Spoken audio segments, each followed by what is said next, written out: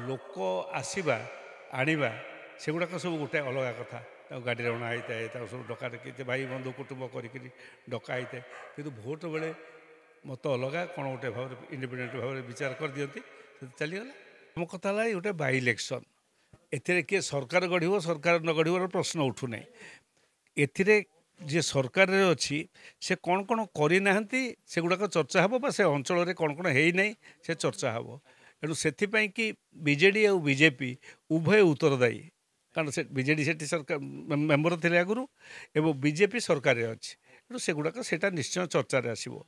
ଦ୍ୱିତୀୟ କଥା ହେଉଛି ସେଠି ଯେଉଁ ପ୍ରାର୍ଥୀ ଲୋକଙ୍କ ସାଙ୍ଗରେ ଥିବେ, ଏଗୁଡ଼ା ସବୁ ବାଇ ଇଲେକ୍ସନ୍। ଲୋକଙ୍କ ସାଙ୍ଗରେ ଥିବେ, ବିଭିନ୍ନ ଜାଗାରେ ମାନେ ତାଙ୍କର ସମ୍ପର୍କ ଥିବ, ତାଙ୍କର ସେ ଅଞ୍ଚଳରେ ଗାଁ ଗହଳିରେ ସମ୍ପର୍କ ଥିବ, ସେ ପ୍ରାର୍ଥୀ ନିଶ୍ଚିତ ଭାବରେ ଲୋକ ସମର୍ଥନ ପାଇବ।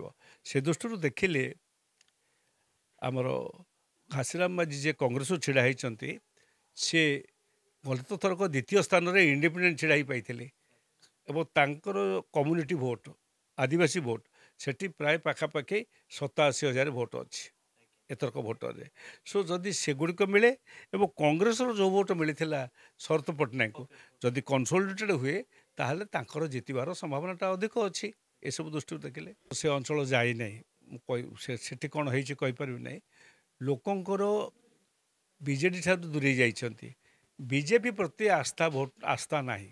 ବିଜେପିର ଏ କିଛି ଦିନର କାମ ଦେଖିଲା ପରେ ଲୋକ ମୁହଁ ବୁଲେଇଛନ୍ତି, ଏବଂ ସେଇ ଦୃଷ୍ଟିରୁ ବିଚାର କଲେ କଂଗ୍ରେସ ପ୍ରତି ନିଶ୍ଚିତ ଭାବରେ ଆସିଥିବ ଲୋକମତଟା। ମାନେ କ'ଣ ଯାଆନ୍ତି କି ସବୁ ଷ୍ଟାର ପ୍ରଚାରକ କେଉଁଠି କେବେ ଯାଆନ୍ତିନି, ତାଙ୍କ ନାଁ ଗୋଟେ ପ୍ରଚାର ହୁଏ, ଏ କଥା ରହିଛି।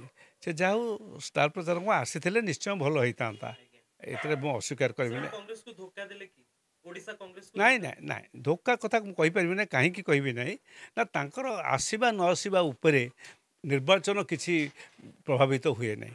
ନିର୍ବାଚନର ପ୍ରଭାବ ହେଉଛି ସେ ପ୍ରାର୍ଥୀ ଏବଂ ଯେଉଁ ସାଥୀମାନେ କର୍ମୀମାନେ ଗାଁ ଗହଳିରେ ରହିବେ, କାମ କରିବେ, ଭୋଟରକୁ ଟାଣିକି ଆଣିବେ ଏବଂ ସେହି ସମୟରେ ଭୋଟର କରିବେ। କାରଣ ଇଣ୍ଡିପେଣ୍ଡେଣ୍ଟ ଛିଡ଼ା ହେବାର ସାହସ କରିକିରି ମୁଁ ସେଗୁଡ଼ାକ ସବୁ ପରୀକ୍ଷା କରିଥିଲି। ତେଣୁ ଆମ ପରୀକ୍ଷା କରିଛୁ, ତେଣୁ ଆମ ସହିତ କିଛି ଅସୁବିଧା ନାହିଁ। ଗୋଟାଏ ସଭା ହେଇଥିଲା ମୋ ଭୋଟ ପୂର୍ବରୁ, ମୁଁ ଯେଉଁତକ ହାରିଲି 2004ରେ, ସେ ଲୋକ ଦେଖିଲେ ସେ ଡେଲିଗେଟ୍ସ ମିଟିଂ ବିଚାର ହେବ ଯେ ମୁଁ 30,000 ଭୋଟ ଅଧିକରେ ଜିତିବି, କିନ୍ତୁ ମୁଁ ହାରିଲି। କାରଣ ଲୋକ ଆସିବା ଆଣିବା ସେଗୁଡ଼ାକ ସବୁ ଗୋଟେ ଅଲଗା କଥା। ତାକୁ ଗାଡ଼ିରେ ଅଣା ହେଇଥାଏ, ତାକୁ ସବୁ ଡକା ଡକି ଭାଇ ବନ୍ଧୁ କୁଟୁମ୍ବ କରିକିରି ଡକା ହେଇଥାଏ। କିନ୍ତୁ ଭୋଟ ବେଳେ ମତ ଅଲଗା, କ'ଣ ଗୋଟେ ଭାବରେ ଇଣ୍ଡିପେଣ୍ଡେଣ୍ଟ ଭାବରେ ବିଚାର କରିଦିଅନ୍ତି, ସେ ଚାଲିଗଲା। ତେଣୁ ସେ ଦୃଷ୍ଟିରୁ ଅଛି ସବୁ।